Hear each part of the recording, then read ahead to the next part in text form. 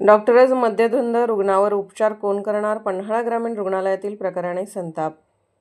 पन्हाळा ग्रामीण रुग्णालयात घडलेल्या धक्कादायक प्रकारामुळे नागरिकांमध्ये तीव्र संताप व्यक्त होत आहे. रुग्णावर उपचारासाठी गेलेल्या नागरिकांना ड्युटीवरील डॉक्टरच मद्यधुंद अवस्थेत आढळल्याने एकच खळबळ उडाली आहे. डॉक्टरांची अवस्था पाहून रुग्णावर उपचार करायचे की डॉक्टरवर असा प्रश्न उपस्थित झाला. या घटनेचा व्हिडिओ रविवारी सोशल मीडियावर व्हायरल होताच प्रकरणाने गंभीर वळण घेतले.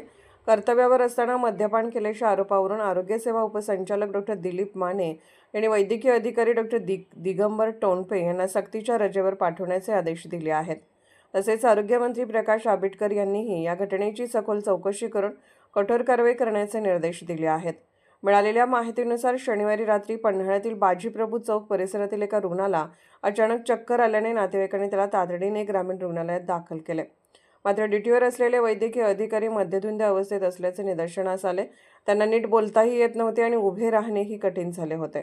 त्यामुळे सहकार्याने प्राथमिक उपचार करून रुग्णाला कोल्हापूर येथे हलवण्याचा सल्ला दिला. या प्रकारामुळे संतप्त नातेवाईकांनी संबंधित डॉक्टरचा व्हिडिओ चित्रित करून सोशल मीडियावर प्रसारित केला.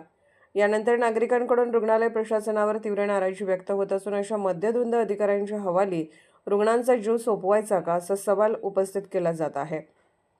विशेष म्हणजे डॉक्टर दिगंबर टोणपे यांची मूळ नेमणूक कागल येथे असून यापूर्वीही अशाच प्रकारामुळे त्यांची बदली पन्हाळा येथे करण्यात आली होती. मात्र येथेही त्यांनी तीच निष्काळजीपणा केल्याचे समोर आले आहे. दरम्यान पन्हाळा ग्रामीण रुग्णालयाचे वैद्यकीय अधीक्षक डॉक्टर सुनील अभिवंत यांनी संबंधित प्रकार गंभीर असल्याचे सांगत कोणतेही समर्थन केले जाणार नसून कडक कारवाईसाठी प्रस्ताव वरिष्ठांकडे पाठवला असल्याची माहिती दिली. पन्हाळा तालुक्यातील आरोग्य केंद्रे उत्कृष्ट सेवेसाठी ओळखली जात असताना या घटनेमुळे संपूर्ण यंत्रणेवर प्रश्नचिन्ह निर्माण झाले आहे. दोषींवर कठोर कारवाई करण्याची मागणी आता जोर धरत आहे.